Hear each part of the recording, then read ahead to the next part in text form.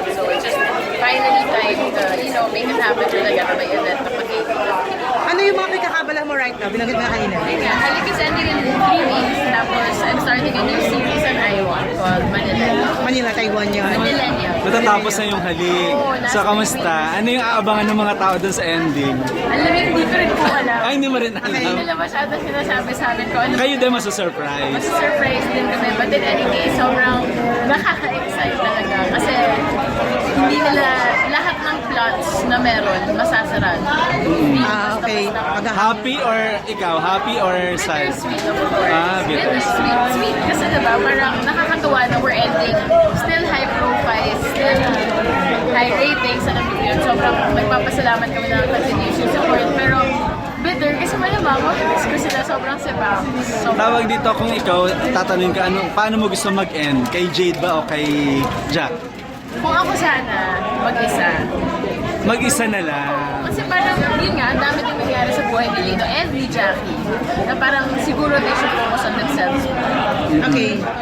Ria, nalililing ka kasi ngayon kay JM, ano? To clarify things out, ano ba yung nanliligaw ba? Kayo ba? Ano ba? Paano nag-start yung friendship or We're ganun? friends kasi we come from a common group of friends. So, sila Janice, ganyan, Ketchup. I don't know, eventually we got to know each other through the group. And, Okay. Yeah, Nanliligaw ba sa'yo? no naman. Magkaparamdam ba? What? Ano? I don't know, kasi iba na talaga yung dynamics ngayon ng modern day relationships. Diba? So I can't really tell. I mean, for sure, he's special to me, pero kung nanliligaw, parang I can't answer. Kung manliligaw, may pag-asa ba sa'yo? Oo naman. Oo naman. Ano mga gusto mong characteristics ni JM so far? Okay, he loves his family. Mapagmahal sa pamilya, marespeto, maabilidad, passionate, really passionate, and talented. Sa'yo ba hindi issue kung alam naman na lahat na nagkaroon siya ng sa drugs problem. before? Oo. Hindi sa'yo issue yung paso isang tao sa ganun? Kasi yung mga pinagdaanan niya before, sa tingin ko, hindi niya pinagdaanan yun, he wouldn't be JM that he is today. Okay. And that's the JM I came to. Diba? And I like what I got to. So, walang problema naman. Nagulat ka ba na lumabas yung pangalan mo sa preso na ibinuka ka ni RC? Wala akong signal. Okay. Ayun, nalaman ko na lang during the week. Parang ano mangyayari? Nababash ako, Reaction mo ganyan, nun? Oh my God. Reaction mo nun? Oh my God. Kasi, yun lang, oh my God. Pero, Pinano ka ng mama? Actually, si mommy naman, alam niya that we've been hanging out. Lalo na nagtatrabaho sila together. Sa Kapalaran. Sa project Kapalaran, magkasama sila. Ang tawag daw sa mami mo is parang Bienano, mother-in-law, niloloko niya. I don't know. Okay. Alam ko na, itawag niya kay mami. Wow. Kasi nanay niya sa Kapalaran. At Okay. nakunin naman yun kaysa sa anumang mangyayari. pero bakit no comment si Miss Ibiang saka si Arjo pagdating kay Jay ang pag tinatanong namin? I don't know. Ano sila eh? Mas, you do your own thing. Okay. Okay naman sa kanila. Hindi naman ibig sabihin na parang hindi sila boto kay JM for you. Hindi naman. I don't think so. Yes. Yung mami mo kasi na-interview sa TWBA. Yung sabi niya nga, bilib na bilib siya kay Maine kasi pinaglaban din ng kapatid mo. Isa rin ba yung sabi niya, inanganga mo kay Maine na pinindigan din niya yung tungkol kay Oo Arjo? naman, of course. But, yeah, okay. That's it about me. Bakit? Ayaw mo magsalita about that? Nababash ka kasi, what? I feel like, at this point, everything's already been said. There's nothing left to be said when it comes to that relationship. Or na-hurt ka kapag sinasabing ginagamit ang family. Oo naman po. Pero you know what, I have no room in my heart for negativity or anger. So, just try to understand that.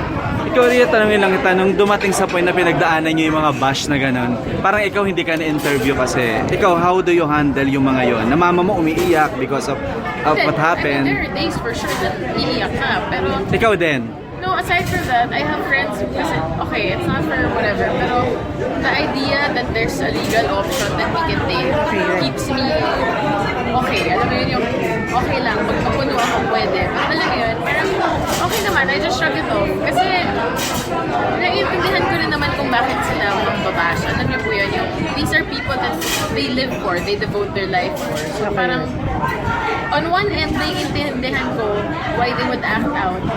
Why they would act out if like they don't get what they want. But on the other end, parang of course, sa sana hindi ganun yung paraan na pag tutol nila sa mga ayaw nilang mangyari.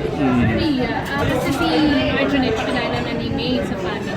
Marami nagtataka bakit hindi pa yung napapakilala ni Arjun sa mama. Actually, I think he's just trying something new. In the sense na parang, siguro, I'm not sure, honestly. I don't know. I really don't know. Pero the exes na naman, parang it took time to get to know them for our sake. So how do you Pero find ano, I've said this many times. I actually really like her. Yeah. may effort ba si May to get closer to you and to your family? Actually, I can't really answer that question. I don't have much to answer about Wade anymore. Yes, sorry, I Personally, napifeel mo na yung kahit pa paano, May effort naman sa part niya na makalapit sa inyo. she greeted me on my birthday. Siguro din on your birthday, okay. yung mga girl talks na kayo? Wala pa, I don't know her that well to say.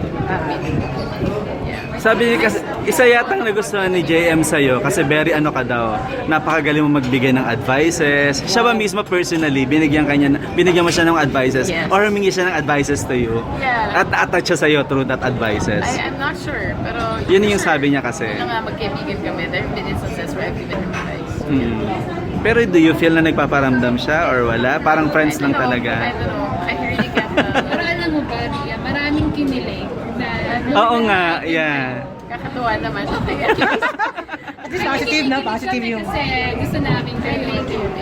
At bagay daw kayo, ano masasabi mo Ay, doon? mabait naman din yun. Wait, you tell. I mean, I wouldn't have any problem Siya being ang last listed. guy na nagpakilig din sa'yo. Hindi. John Mayer. John Mayer. Local daw. Ay, kapatid ko si Shabby. Pwede yun.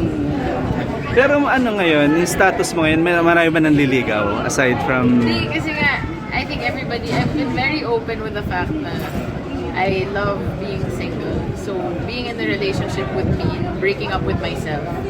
And I think it's a matter of finding somebody who I would leave myself for, if that makes sense. At do you see JM on that point? It's too early to tell, I think. Mahirap sabihin pa eh na... Hindi ka ganun ka-emotional, ano? Me? Yeah. Oh my God, sobrang iyakin ko. I'm super emotional. Hindi lang Magaling ka na magtago, parang gano'n. Oo, parang, I don't know. Siguro, marami rin akong mga nabasang libro, no? Parang, that teaches you to become a little bit less emotional and a little bit more objective. Habang nakakaedad, habang Oo, kasi tumatanda. diba, parang if you keep acting on your emotions all the time, medyo nakakasira din yun because sometimes you don't decide well. Like yun, people that bash, diba? That's, oh my God, the amount of times I've wanted to answer back when I'm emotional, then you control yourself. Find yourself stopping yourself because at the end of the day, these people are just people who want to give their thoughts. And who am I to stop them from doing that? Anong turn off siya? What? Turn off siya? Or what can you turn, ano ba yung bagay pa yung turn off na teacher? Masama ang trato. You know how they say that a way to gauge somebody is how they treat somebody who's not as fortunate as them. Lower, kababa. Mas, I don't know, somebody who's less fortunate and the way they treat them. Yun, hindi ko kaya yung taong masama sa, ano yun? Mas makakababa sa kanila. Yes, exactly. Okay. Hindi ko Ano kaya. yung project mo na susunod after Halik? Manillennials po. It's a Please tell something series, about that. 12 episodes. It's about Manila millennials. And Under I1. I1, yeah. Ano yung Sino kasama mo role? doon? Shai Share and Nico Manalo and Fifth Solomon. And I forgot her name, but she's a trans actress. Wala na sa mga ano mo yung sumali sa beauty ko. Oh my God, no. I'm too old na. Dito ka na ba? Ay, oo nga. Pero parang may nabasa ko sa social media.